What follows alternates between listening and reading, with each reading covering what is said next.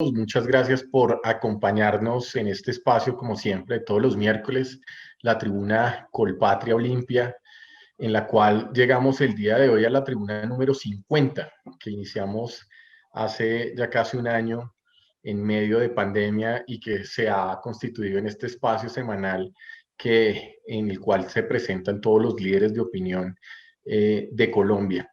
Hoy tenemos un emprendedor, un invitado muy especial, Tomás Uribe, que nos va a hacer una presentación, así que espero que para todos sea, como siempre, muy interesante. Le doy la bienvenida, como siempre, a Santiago Perdomo. Muy buenas tardes, Santiago, y adelante presentando a nuestro invitado. Bueno, muy buenas tardes. Un saludo muy especial a todos los que nos acompañan en esta tribuna 50 Colpatria Olimpia. Al doctor Tomás Uribe, un saludo muy especial y un agradecimiento por la participación en esta tribuna. El doctor Tomás es ingeniero químico con especialización en finanzas de la Universidad de los Andes y con un MBA de Stanford. De 2001 a 2016 fue cofundador de Sapia SAS, previamente Salvarte, una compañía de travel retail con presencia en Colombia, México y Puerto Rico. Tomás también fue cofundador de CI Ecoeficiencia S.A. Hoy Ática, empresa capitalizada por Altra, un fondo de capital privado líder en Colombia. En el 2012 fue el director general y cofundador de Jaguar Capital, trabajando por la originación y ejecución de proyectos inmobiliarios. Desde 2017 y hasta la fecha, Tomás es director y cofundador de La House, un marketplace de vivienda líder en Hispanoamérica. Así que Tomás, bienvenido a esta tribuna y el piso es suyo.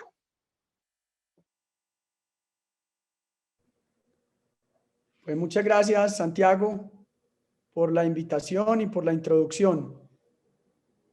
Tengo pensado hacer un recuento rápido, contarles cómo ha sido este largo trasegar de emprendimiento y quizás al final arrojar algunas ideas sobre cómo impulsar el emprendimiento en el país. Yo creo que definitivamente el mayor creador de riqueza para una sociedad es el emprendimiento y de una manera muy sencilla se puede dinamizar.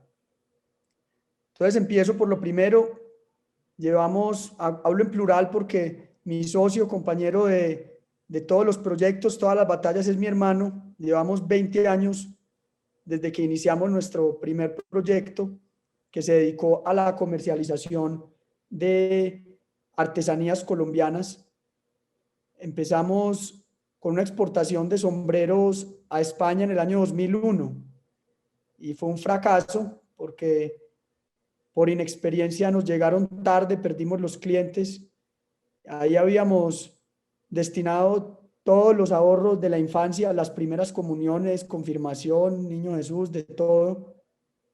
Y al regresar de esa experiencia nos quedaban como 200.000 pesos en la cuenta y nos reunimos y dijimos, bueno, ¿qué vamos a hacer? Tenemos dos caminos, o lo volvemos a intentar o nos damos por vencido. Decidimos volverlo a intentar, compramos unas pulseritas que hacían la comunidad Zenú en Tuchín, Córdoba, en Cañaflecha. Hasta ese momento era muy desconocida la artesanía colombiana y la artesanía con diseño, y empezamos a vender esas pulseras en la Universidad de los Andes y pasó lo opuesto a los sombreros, fue una locura, nos quitaban las pulseras de las manos. Al mes ya teníamos una red de distribución en 5 universidades. Me fui a vivir a Australia y llenamos Australia de pulseras, tanto así que cuando vine, una amiga mía me escribió que cada fiesta a la que iba en Sydney estaban regadas las pulseras colombianas. Empezamos a abrir puntos de venta, nos asociamos luego con unos compañeros de los Andes y ahí le dimos la orientación hacia el travel retail a la compañía. Alcanzamos a vender 3 millones de pulseras, le dimos sustento a unas 1.500 familias de artesanos. Era una compañía que tenía un trasfondo social muy inspirador porque le estábamos generando ingreso a unas comunidades que vivían prácticamente en la pobreza extrema, cuyo ingreso es totalmente inestable e impredecible. Entonces empezamos a generarles un ingreso recurrente.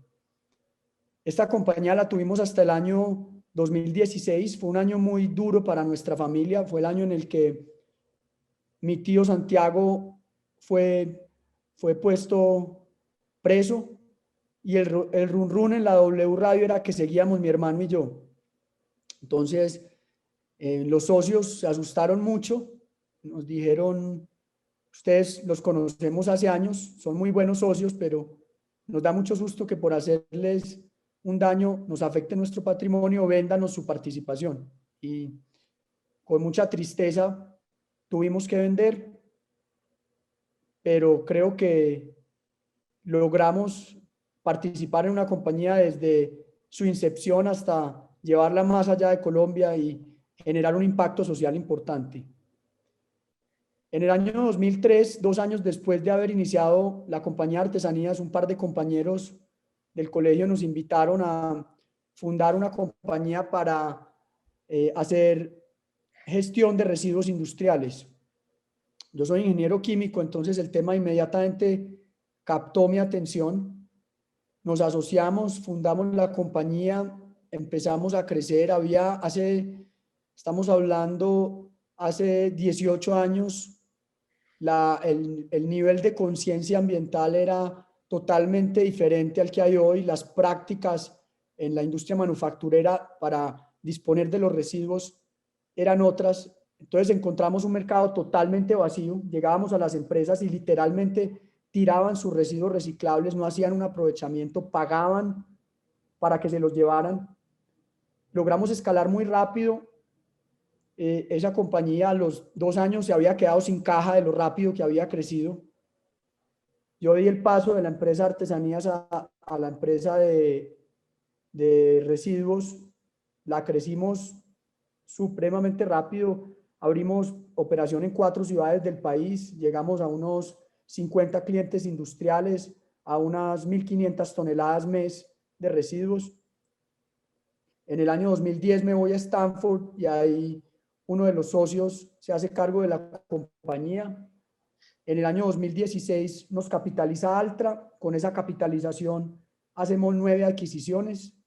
Hoy en día somos la compañía de residuos industriales más grande del país. No tenemos ningún tipo de participación en el negocio de aseo doméstico, de concesiones municipales. Es un negocio, es una empresa que sirve exclusivamente clientes privados. Eso la hace un activo muy único en el mundo de los residuos, porque en el mundo de los residuos generalmente las compañías están integradas entre el aseo urbano y los clientes corporativos. Nosotros tenemos solamente este segmento corporativo, que es un segmento con clientes AAA, clientes, por ejemplo, AB InBev, la cervecera es uno de nuestros clientes hace 18 años prácticamente, empresas como Procter & Gamble, etcétera. Y es un negocio que por estar en este ámbito privado, pues no tiene las complicaciones de contratación pública que tienen las otras empresas de aseo. Entonces llevamos a cabo esa capitalización de Altra, ejecutamos 9 fusiones y adquisiciones. Hoy somos la empresa líder en residuos industriales. Integramos una compañía de un tamaño importante en tratamiento también de aguas también para el sector privado manufacturero. Y en este momento estamos por emprender la expansión internacional. Esa fue la segunda compañía. Hoy somos parte de la compañía. El socio mayoritario es Altra y el equipo de management es el mismo equipo de management que yo dejé en 2010. O sea, es un equipo bastante consolidado, compacto culturalmente y que ejecuta de manera extraordinaria. Estando en Stanford, yo traía la curiosidad de la propiedad raíz. Yo aprendí la propiedad raíz en el año 2006 con mi abuelo Darío. De hecho, mi primer proyecto lo hice con la fiduciaria Colpatria, zona franca de Occidente, que la semana pasada tuvimos un fallo favorable del Consejo de Estado. Llevamos 4 fallos favorables de diferentes autoridades judiciales que han ido ratificando la rectitud de nuestro proceder. En 2006 empiezo a aprender la actividad inmobiliaria. En 2010 me voy a Stanford, me junto con un grupo de compañeros, hacemos un mapeo muy riguroso del sector inmobiliario en Colombia y encontramos que había una oportunidad para llevar comercio a población de ingreso medio y bajo y a ciudades intermedias. Vemos que en ese segmento, en esos dos segmentos, ingreso medio y bajo y ciudades intermedias, había un vacío de mercado. Esta tesis se convierte en un trabajo de clase, lo presentamos y al momento de presentarlo, la profesora, que es la única persona en el mundo que ha enseñado en simultáneo en las escuelas de negocios de Stanford y Harvard, me dice, llámeme cuando se gradúe. Me gradúo en junio, en julio la estoy llamando, viene y me visita, me la llevo a Apartado, Antioquia, Soledad, Atlántico, Cartago, Valle, la meto a la Colombia que normalmente no conocen los turistas y me dice, me quiero asociar con ustedes. Formamos la compañía inmobiliaria, principalmente con esta tesis de retail. A la fecha ya hemos abierto 4 centros comerciales, tiene una ocupación de 90%. Estamos por abrir el 5º aquí en la ciudad de Bogotá. Hicimos una alianza con el PEI, es nuestro principal socio.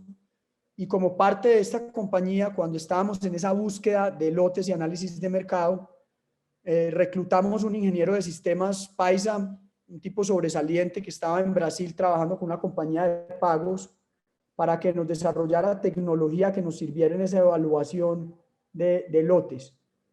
Al haber culminado ese proceso de evaluación de lotes, nos preguntamos qué hacemos. Pues ya tenemos una capacidad tecnológica en la empresa, ¿qué hacemos? Y a mi hermano se le ocurrió pivotear esa capacidad tecnológica para montar un marketplace de vivienda. Arrancamos con prácticamente un landing page muy sencillo, donde pusimos varios proyectos en venta, proyectos de aliados constructores, y rápidamente tuvimos tracción.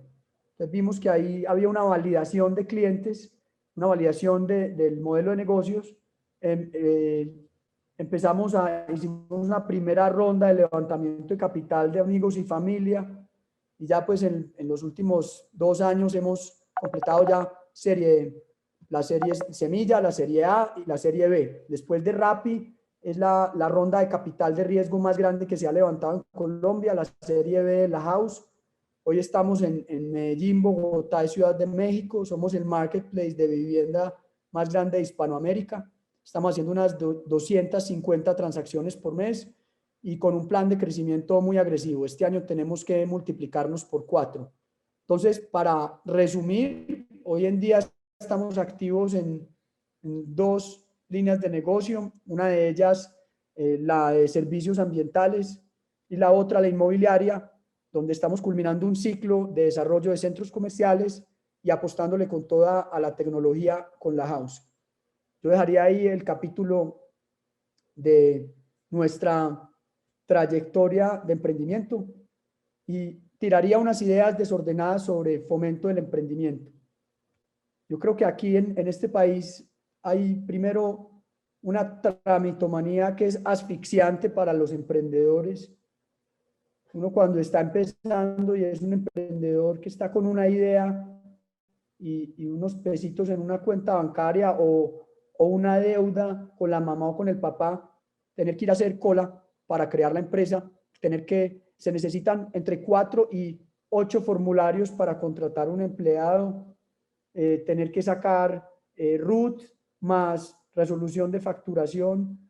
Todos estos trámites de verdad son una barrera que cuando uno tiene como contratar un abogado que se la haga o una asistente, pues no importa, pero cuando uno es un emprendedor que tiene prácticamente las ganas y nada más, es una barrera bastante alta. Tramitomanía. Segundo, acceso a capitales. Es bien difícil el acceso a capital en nuestro país. Aquí pues el sistema bancario funciona muy bien para quienes tienen un historial crediticio y quienes tienen solvencia, pero las posibilidades son muy limitadas para quienes no tienen solvencia. Además, los fondos de capital de riesgo tienen una penetración mínima. Es dificilísimo levantar capital de riesgo en Colombia porque este capital de riesgo está orientado principalmente a empresas de tecnología que necesitan una escala regional para ser viables, una empresa como la House, por ejemplo, no es viable solo en Colombia. Para levantar capital de riesgo tiene que ser viable y ganar México. Entonces, el ecosistema de capital de riesgo es aún muy precario.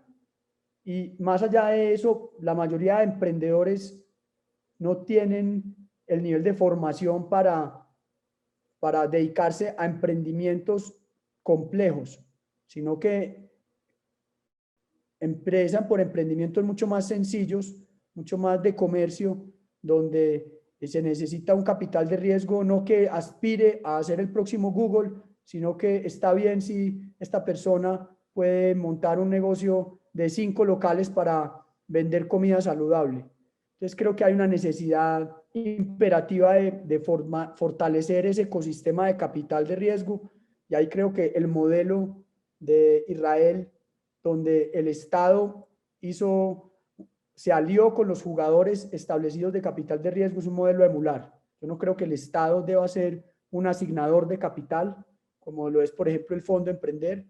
Creo que un burócrata no tiene ni los incentivos ni la formación para ser un asignador de capital eficiente, pero lo que sí puede hacer el Estado es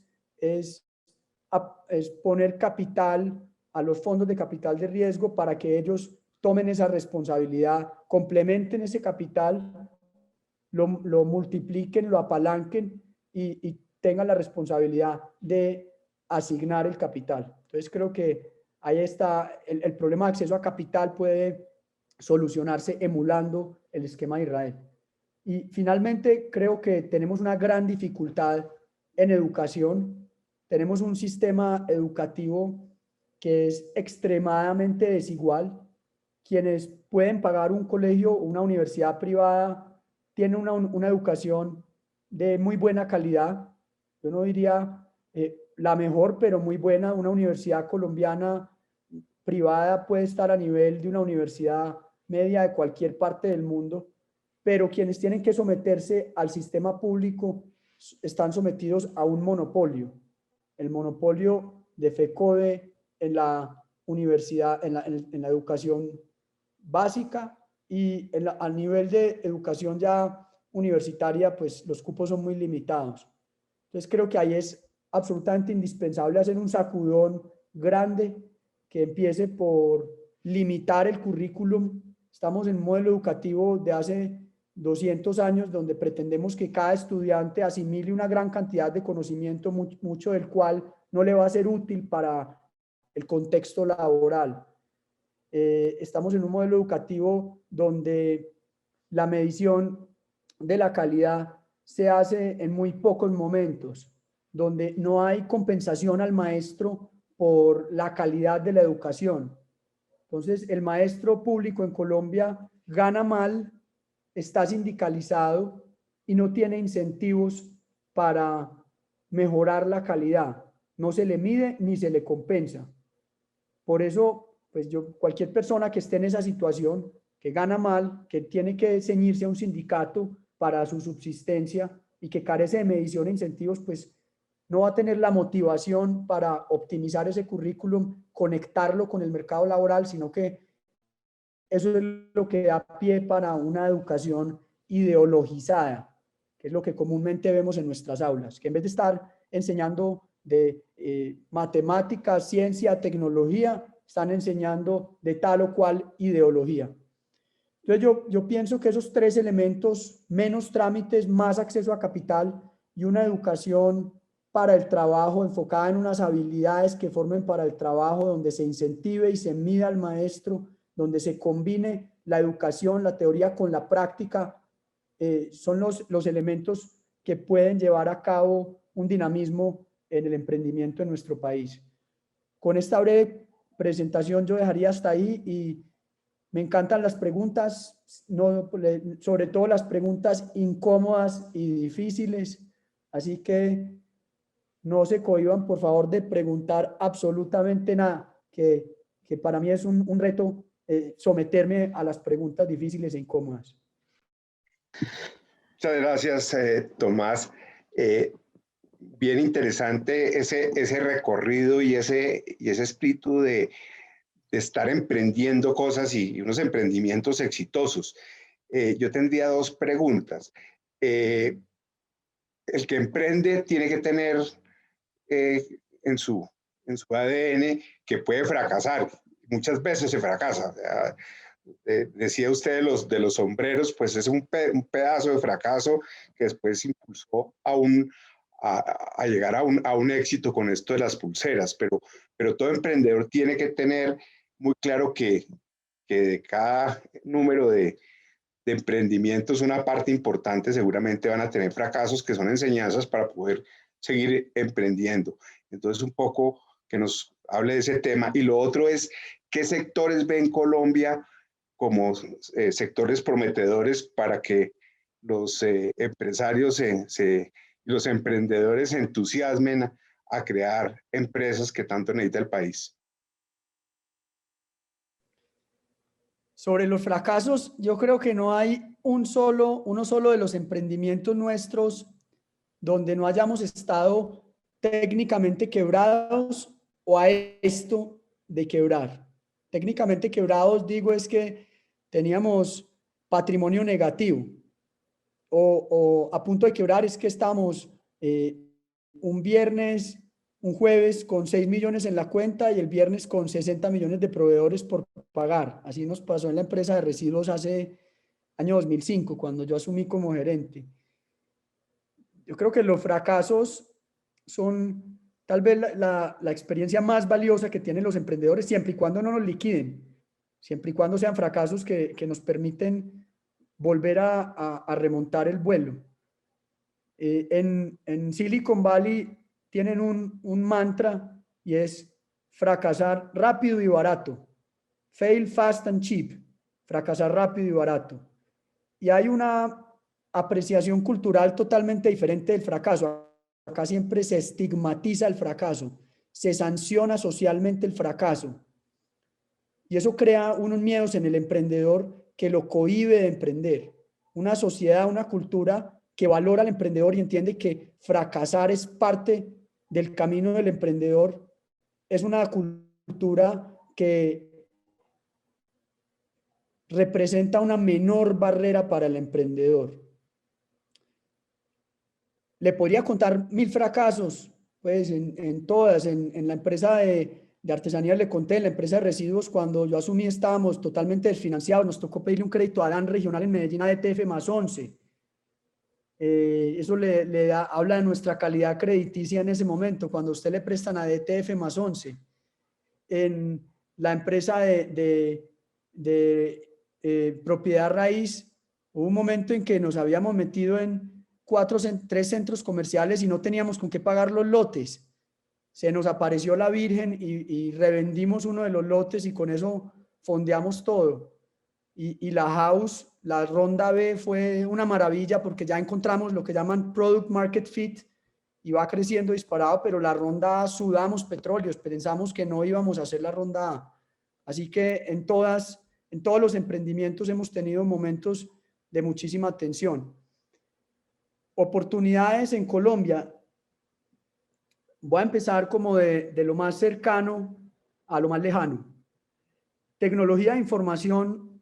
Yo soy casi que religioso en mi convicción acerca de la oportunidad en tecnología de información. Creo que todos los negocios se van a reescribir, se están reescribiendo y se van a reescribir gracias a la tecnología de información. Nosotros lo estamos viviendo en uno de los negocios que menos penetración de tecnología de información tiene, que es la propiedad raíz.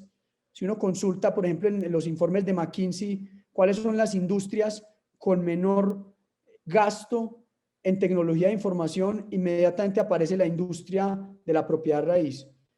Y hoy, cuando nos metimos en la house, que nosotros veníamos con un chip de poner ladrillos, nos cuestionábamos mucho si esta industria que es tan de átomos, si iba a poder ser innovada con bits.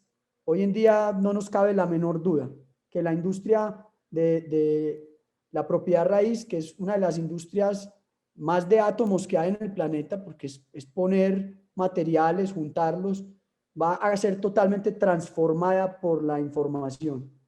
si eso aplica para esta industria, yo creo que aplica para las demás. Para el agro, por ejemplo, donde Colombia tiene un gran potencial, he visto un par de marketplaces interesantes en Estados Unidos y en Brasil, donde juntan a los grandes cultivadores con los dueños de tierra que está improductiva. Entonces, una empresa, por ejemplo, como Cargill, la juntan con quien tiene una tierra importante y el marketplace toma una comisión por juntar esas dos partes. En el agro también creo que hay mucho espacio para la desintermediación de las cadenas de suministro. Hay un startup bien interesante en Colombia que se llama Fruana. El fundador es hijo de un agricultor y cuenta cómo su papá tenía que venderle a unos intermediarios y eso se le comía al margen. Entonces creo que la tecnología de información también va a llegar al agro. Logística, creo que estamos en un momento de transformación, de extensión de las cadenas de suministro. El crecimiento del e-commerce más el crecimiento de los jugadores de última milla requieren que haya una mayor proximidad geográfica entre el último eslabón de almacenamiento de la cadena de suministro y el consumidor. Esto lleva a que se surjan necesidades de almacenamiento de última milla, necesidades de distribución de última milla. Ahí vemos jugadores muy interesantes como Pickup, como Chipper, que además de la parte de información van a necesitar la parte de infraestructura. Esto es como por dar unos ejemplos en tecnología de información. Por supuesto, el sector financiero creo que va a cambiar totalmente. Me acuerdo, año 2014, Nubank tenía un año de fundado y estaba en el matrimonio de David Vélez, el fundador de Nubank, y me contó cómo iba creciendo. Estaba creciendo 5% por semana. Me describió su ventaja en costos frente a los bancos por no tener una red de sucursales, y abrí los ojos y le dije, te los vas a comer a todos. Y él me hizo como un gesto, seamos cautelosos, pero creo que lo que viene en FinTech, estamos apenas presenciando el comienzo de la revolución de FinTech.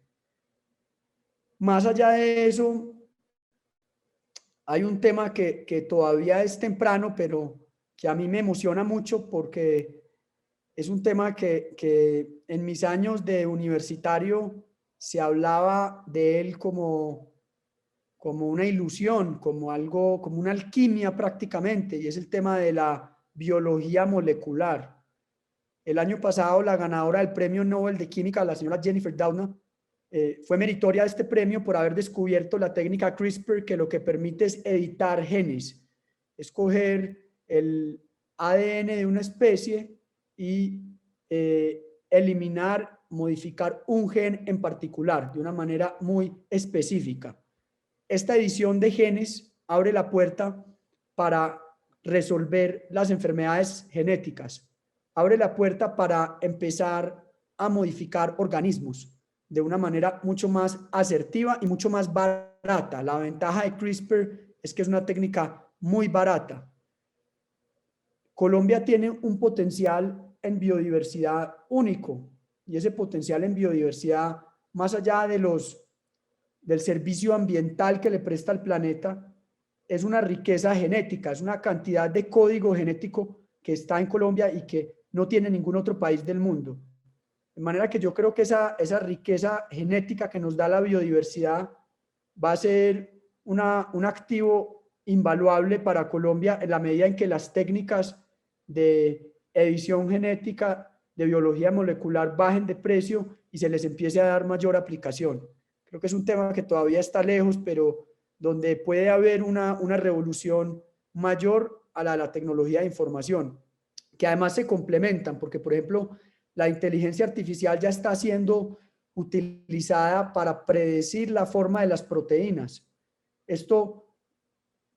Los métodos convencionales son métodos experimentales muy costosos y demorados. Cuando uno a través de inteligencia artificial puede predecir la forma de una proteína, puede predecir su función. Y esto es un paso clave para poder diseñar una proteína. Entonces creo que va a haber una confluencia de tecnología de información y biología molecular que va a llevar a una revolución aún mayor a la revolución de la tecnología de la información. Ah, qué buena reflexión, Tomás. Y de hecho, sabe que en Singularity hace unos años se empezó a hablar de la biología digital, ¿sí? Y de la carne artificial, y de hecho un fondo de Bill Gates está, digamos, un fondo bastante grande se dio a crear y a cultivar la carne de manera pues, artificial, llamémoslo así. Y definitivamente una de los mayores cambios que va a tener la humanidad es aprovechar CRISPR para producir nuevos alimentos y cambiar el ciclo del agro, ¿no? Entonces, de verdad, buenas reflexiones que nos trae hoy. Voy a darle la palabra a Gabriel Narváez, que tiene una pregunta. Gabriel, muy buenas noches. Adelante.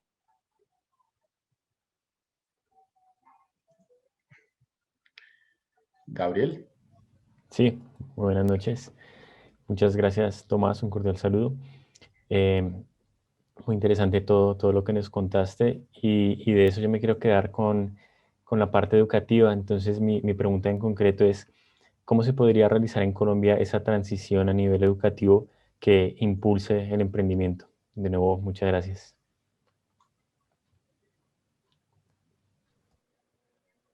Sí, difícil porque hay un monopolio. Hay un monopolio que controla la educación y el miedo que le tienen los gobiernos es que se va a huelga. Yo creo que se necesita un gobierno pantalonudo que sea capaz de darse la pela, que tenga la habilidad de, si ahí se van a huelga, pues vamos a poner en práctica un plan B para que los alumnos no se nos queden colgados.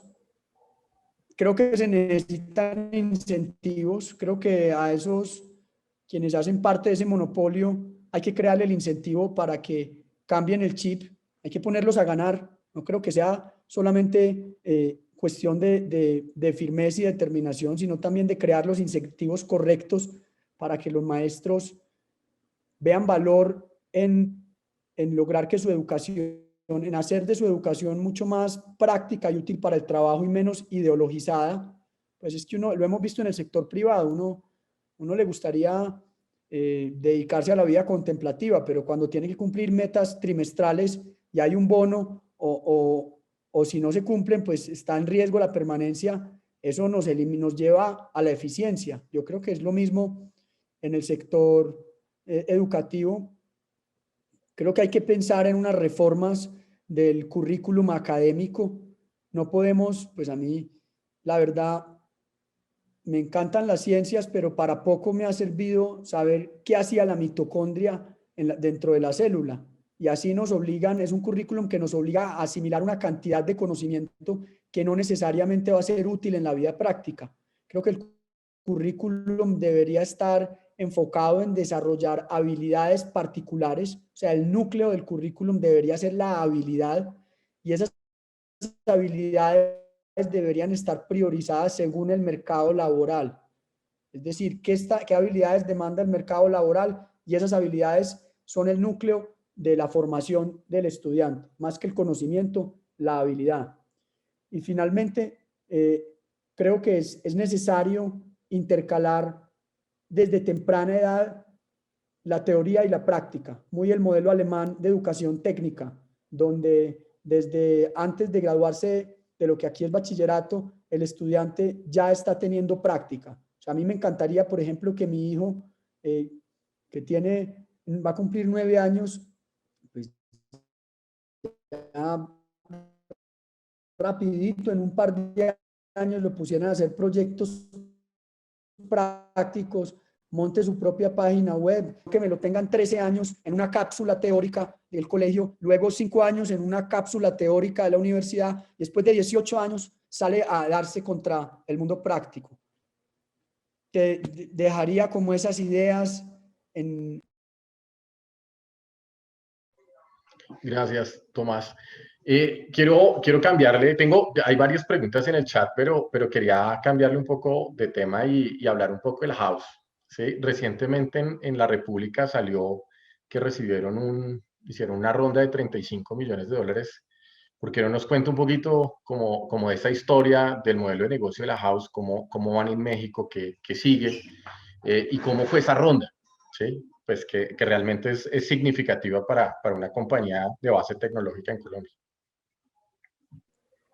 Pues la historia de la house comenzó dentro de nuestra compañía de desarrollo.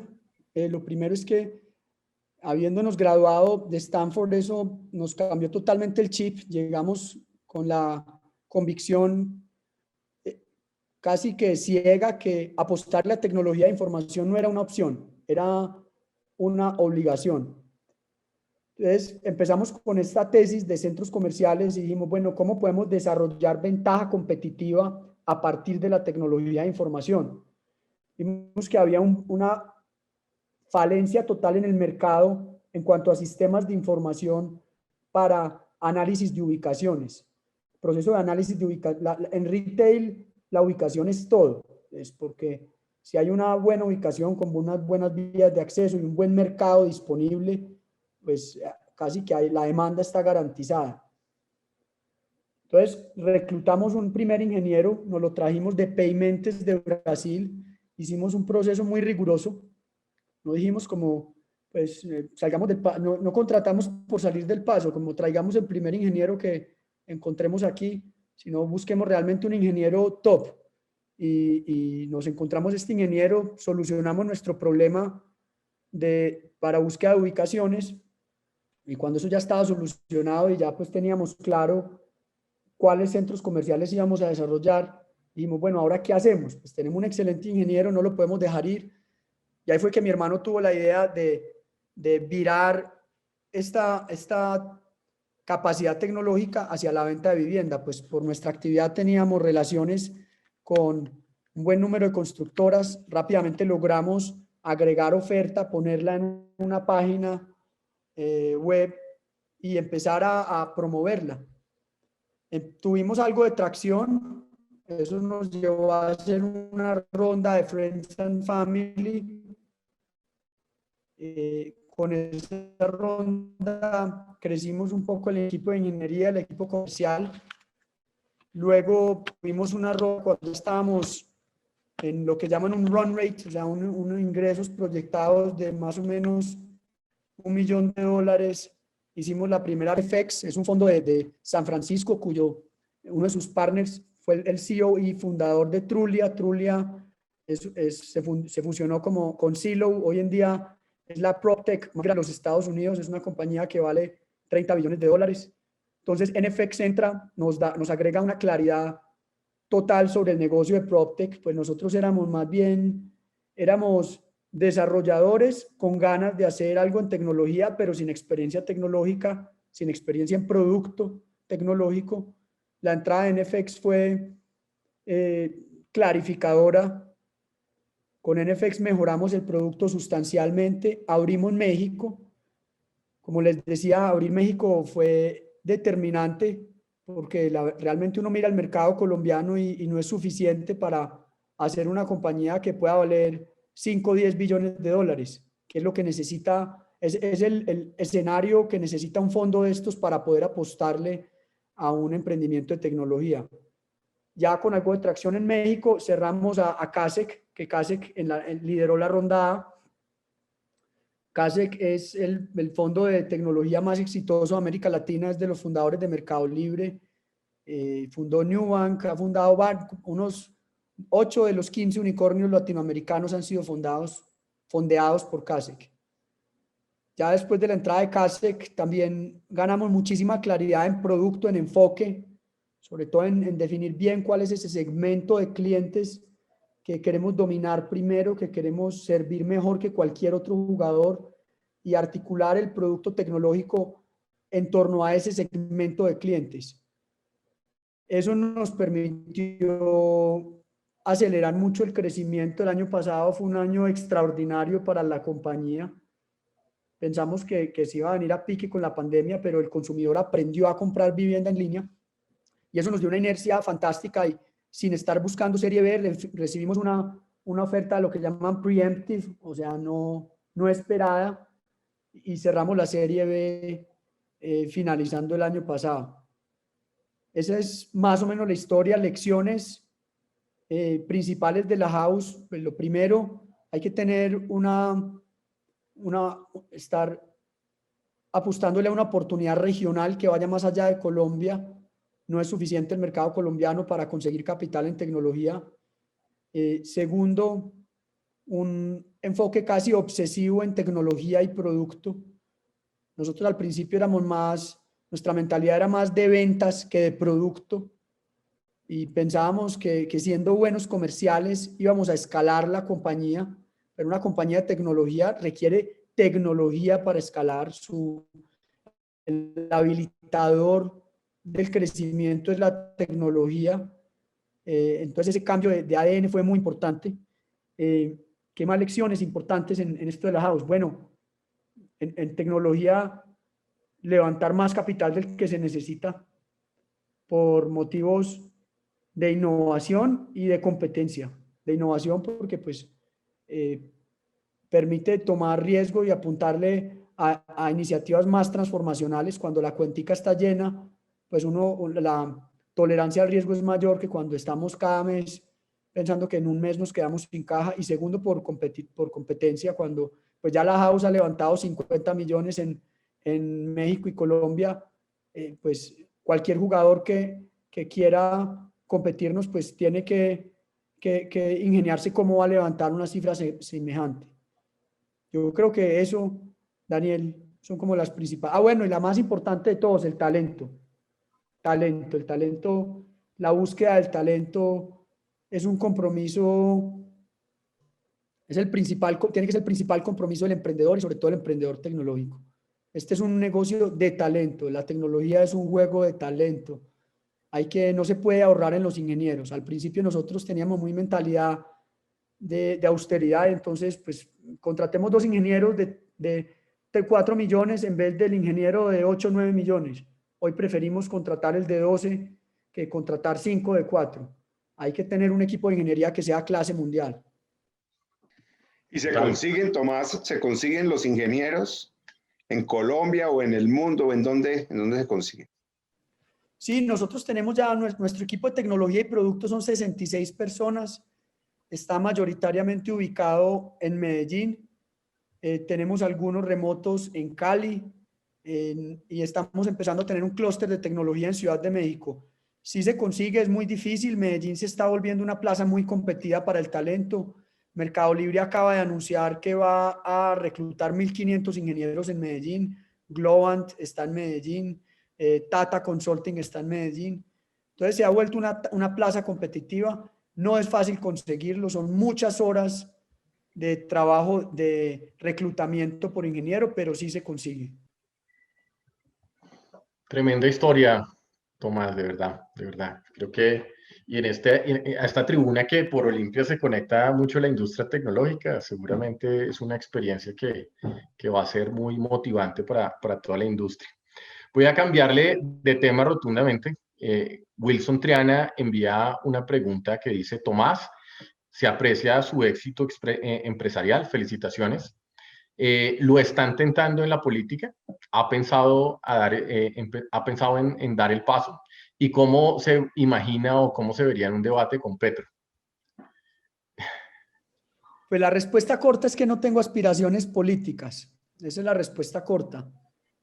La respuesta larga es que sí tengo la preocupación de ojo con el 22. El año entrante representa una elección muy importante para Colombia, donde el país tiene que escoger entre 2 modelos. Por un lado, un modelo neocomunista que viene teniendo mucho éxito en América Latina, que lleva 20 años gobernando Venezuela, 15 Argentina, 10 Nicaragua, que parece que va a volver en Ecuador y que sabemos a dónde lleva a la miseria. Eso no es una opinión subjetiva, es una realidad demostrable. Y este neocomunismo ha logrado arroparse con unas banderas muy sexys, que conectan muy bien con la juventud, porque habla de protección ambiental, de protección animal, de respeto a la diversidad, y son banderas que yo creo que no deberían ser de ninguna ideología, son de gente decente. Proteger la naturaleza, respetar los animales, respetar a las personas diferentes, eso es de cualquier persona decente, pero este neocomunismo se apropió de esas banderas, con eso está teniendo mucho fit con la juventud. Por otro lado, pues tenemos un modelo de libertad de emprendimiento, que es un modelo que ha dado resultados probados en la lucha contra la pobreza. Nada más en China, desde que se abrió a la libertad de emprendimiento, han salido 700 millones de personas de la pobreza, pero que tiene unos serios cuestionamientos en su capacidad de democratizar esa riqueza, de lograr que la riqueza no se quede en unos pocos, sino que se distribuya de manera más homogénea. Yo creo que ese segundo modelo tiene que evolucionar hacia un capitalismo consciente, un capitalismo donde el eje, el objetivo no es la generación de riqueza para el dueño de capital, sino que es la protección del medio ambiente, el bienestar de los trabajadores, el bienestar de la sociedad, y que si esas tres cosas se dan, pues naturalmente va a haber una generación de riqueza para el dueño del capital. Esa es la elección que yo veo en Colombia y creo que tenemos que jugárnosla toda para que sea este segundo camino, el de un capitalismo que evolucione al capitalismo consciente, que mantenga la libertad de emprendimiento, que sea eficaz en corregir las frustraciones de pobreza. Creo que ahí nos cabe a todos la obligación de no ser apáticos al debate que viene, de participar, de alimentarlo de una manera constructiva, no de una manera de irrespeto, de ofensas, de agravios, pero sí de una manera de esbozar ideas con claridad, con contundencia y de salir de la comodidad. Para mí es mucho más como quedarme callado, enfocado en mis negocios, en dedicando cada hora a ver cómo produzco más, pero resulta que es que si el año entrante gana ese neocomunismo, todo lo que yo hice para mis empresas puede valer nada. Entonces creo que sí tenemos los colombianos que creemos en la libertad de emprendimiento, tenemos la responsabilidad de no ser apáticos. Gracias, Tomás. Voy a cambiarle de tema a uno de los puntos que usted mencionó en la primera intervención, y es el capital de riesgo, ¿sí? Y un poco el modelo de Israel. Con Santiago estuvimos hace, yo creo que año y medio en un recorrido en Israel, y vimos esa historia, y Benjamín Netanyahu levantándose a explicar la industria de lo que era el mundo automotriz de los israelíes, con Waze y con una cantidad de compañías tecnológicas de visión artificial. Y un poco es una decisión país, pero también unos incentivos fiscales que hoy, pues, en pandemia sería muy complejo conversar de ello. Pero usted lo mencionaba, que realmente se necesita un escenario que permita que el capital de riesgo se desarrolle, porque si no la industria tecnológica y otras industrias como biología digital, pues nunca van a emerger. Entonces, ¿cómo ve un poco esa ruta para que el capital de riesgo se fomente, no solo en Colombia, sino en Latinoamérica? Pues yo creo que tiene que partir de lo primero que necesita Latinoamérica es estabilidad en reglas de juego. Yo creo que a los emprendedores, incluso más que una tasa de impuestos ultra baja, más lo que más nos motiva a invertir, a tomar riesgos, es la estabilidad en las reglas de juego. Y la sociedad debería ganar conciencia que la estabilidad en las reglas de juego no debe ser algo de izquierda, de derecha, de comunismo, capitalismo, debe ser algo de todos. Así como hemos llegado a consensos básicos, como que la educación es buena, como que la educación trae prosperidad, como que se necesitan unos sistemas básicos de salud, la sociedad debería avanzar a un consenso de la importancia de la estabilidad de las reglas de juego. Segundo, yo sí creo que se necesita un engranaje entre tres actores: Estado, fondos o asignadores profesionales de capital, personas que ponen su propio capital, les duele si ese capital se pierde y van a estar gestionándolo altamente incentivados. Y tercero, universidades y centros de formación, que es como la mezcla que surgió en Silicon Valley, donde tener la Universidad de Stanford por un lado y tener este ecosistema de fondos es esa combinación explosiva que da lugar a esta gran cantidad de innovación. Creo que el Estado tiene que articularse con los asignadores de capital y con los centros de formación para que la formación sea formación para el trabajo, no formación para la ideología, sino formación para el trabajo. Y tiene que apalancar a estos asignadores de capital para que ellos puedan tomar más riesgo.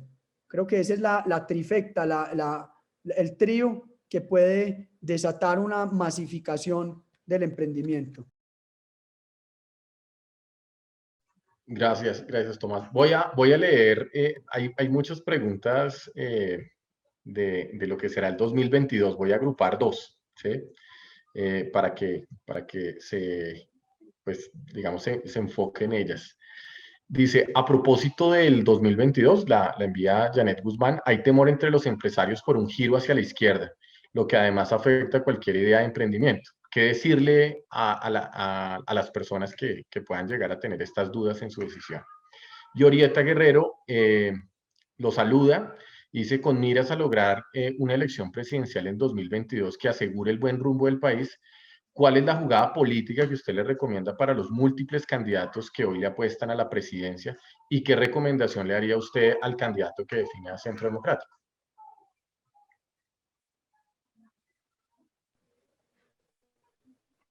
Sí, mira, yo creo que la política tiene que evolucionar de la ideología, del dogma, de la necesidad del ciudadano. El punto de partida de la política debe ser la necesidad ciudadana.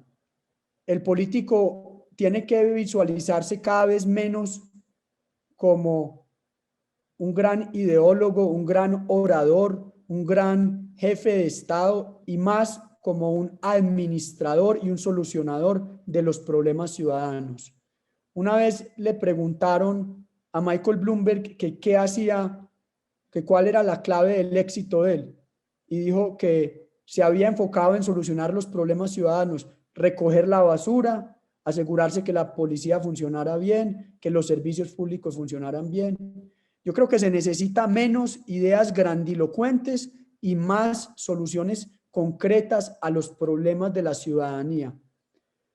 Eso sería lo que yo le diría a cualquier candidato. Deje de hablar y pensar para dejar un tratado de ideas políticas o para que le hagan una estatua. Piense cómo le va a solucionar las necesidades puntuales al ciudadano, que además son necesidades, hay necesidades comunes, pero también hay necesidades y oportunidades que varían mucho regionalmente. Creo que el discurso tiene que volverse un discurso más preciso regionalmente. Las necesidades de un habitante de Soledad Atlántico, sus anhelos son muy diferentes a los de un habitante de Engativá. Y los dos pueden estar catalogados o hacer parte del estrato 3, pero sus necesidades y sus anhelos son totalmente diferentes. Creo que los candidatos tienen que sintonizarse con esa problemática regional. Tienen a la vez, creo que es importante que haya autenticidad. Veo que los políticos tienden a caer como en una masa común para aparentar ser políticamente correctos. Entonces, o se van con posiciones muy radicales o posiciones que se unen al consenso. Yo creo que los políticos tienen que deje verse en ese eje donde en un lado está el consenso y en otro lado está el disenso. Y entonces yo tomo partido entre el consenso o el disenso y tienen que ubicarse en otro eje perpendicular diferente, que es el eje de las necesidades ciudadanas. No me importa tanto, no me importa dónde está el consenso, dónde está el disenso, me importa es cuál es la necesidad ciudadana. Ese sería la recomendación. Yo no soy nadie para dar consejos, pero pero la recomendación que le daría a cualquier candidato. Y sobre la primera parte de la pregunta, yo creo que todos tenemos la obligación de no ser apáticos, de hablar, de debatir, de controvertir. Nuestra cultura latinoamericana y colombiana es una cultura que tiene mucha aversión al conflicto. Nos gusta ser muy diplomáticos, muy con mensajes sutiles, cifrados. Y si no es eso, nos vamos al extremo de ser ofensivos. Entonces aquí o nos estamos diciendo cómo estás de bien, cómo te quedó de bien esto, o nos estamos mentando la madre. Creo que tenemos que desarrollar una cultura política donde podamos expresar el disenso de manera directa, clara, frentera, pero con respeto, sin ofender ni agredir. Tomás, muchísimas gracias por estas reflexiones. De verdad que hoy tuvimos una diversidad de temas en muy corto tiempo y pues muchísimas gracias por responder a cada una de las preguntas que se dieron. Voy a darle la palabra a Santiago Perdomo para que iniciemos el cierre. Bueno, muchísimas gracias. Muchas gracias a todos los asistentes. Tomás, seguirlo alentando para que haga más empresas. Usted es un excelente empresario y adicionalmente que también sea un ejemplo para muchos, para que lo sigan y se creen muchas empresas en Colombia.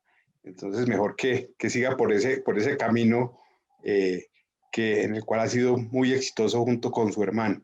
Muchísimas gracias por asistir a esta tribuna Colpatria Olimpia. Siempre será una tribuna para cuando usted quiera estar.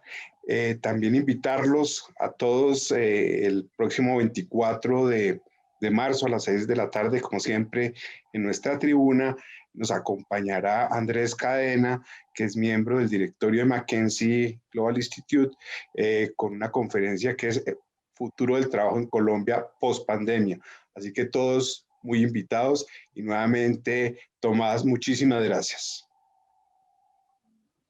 Santiago, muchas gracias a todos ustedes. Un rato muy agradable. Feliz noche para todos. Bueno, Tomás, muchísimas gracias y para todos una feliz noche y nos vemos el próximo miércoles.